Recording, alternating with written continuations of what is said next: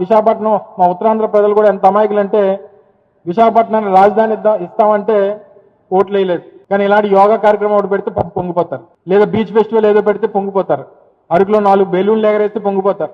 ఇలా చిన్న చిన్న ఆనందాలకి మేము ఈ ఉత్తరాంధ్ర ప్రాంత ప్రజలు ఆశపడతారు. ఆ ఆశని ఆయన ఉపయోగించుకునేటువంటి పరిస్థితి. డబ్బంతా అమరావతిలో, హంగామా అంతా విశాఖపట్నంలో. మీకు అన్ని ప్రపంచ స్థాయి కార్యక్రమాలకు వేదిక విశాఖపట్నం కావాలి, ఉత్తరాంధ్ర కావాలి.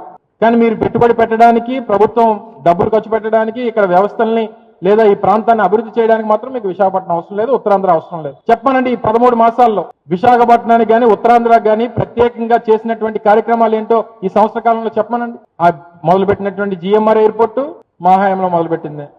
జరుగుతున్నటువంటి ఇక్కడ మాల్ నిర్మాణం జరుగుతూ ఉంది, ఇనార్బిట్ మాల్, అది మా హయాంలో తీసుకుని వచ్చింది. ఉద్యానంలో కిడ్నీ సెంటర్ నిర్మాణం చేసాం, పూర్తి చేసాం. మూలపేటలో పోర్టు నిర్మాణం జరుగుతూ ఉంది, అది మా హయాంలోనే. మెడికల్ కాలేజ్ నిర్మాణం జరుగుతూ ఉన్నాయి, అది మేము చేసిందే.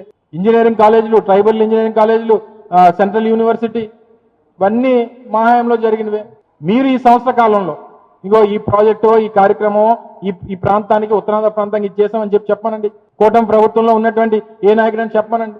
చెప్పడానికి ఏం లేదు, ఎందుకంటే ఏం చేయలేదు కాబట్టి. ఇగో ఈ యాడ్ ఏదో ఇచ్చారు మొన్న, ఇది 12వ తారీఖున మాట్లాడదాం అనుకున్నా, ఆ రోజు ఆ ఫ్లైట్ ఇన్సిడెంట్ అయ్యి మాట్లాడలేకపోయింది. ఇది 12వ తారీఖున వచ్చినటువంటి ప్రభుత్వ ప్రకటన, ఇది ప్రభుత్వం ఇచ్చినటువంటి యాడ్. భోగాపురం ఎయిర్పోర్ట్ పనులు ఇందాక మీకు చెప్పినట్టు ఇది మా హయాంలో తీసుకుని వచ్చింది. ఓర్వకల్ పారిశ్రామిక కారిడార్ కానీ, కడప జిల్లా కొప్పర్తి ఇది కానీ, స్టీల్ ప్లాంట్ ప్రైవేటైజ్ చేస్తారు. ప్రైవేటైజేషన్ కి టోటల్ గా పాపం ఎంప్లాయీస్ దాదాపు 3,200 మందిని తీస్తారు. అంటే పూర్తి స్థాయిలో ప్రైవేటైజేషన్ కి అడుగులు వేసేస్తా ఉన్నారు.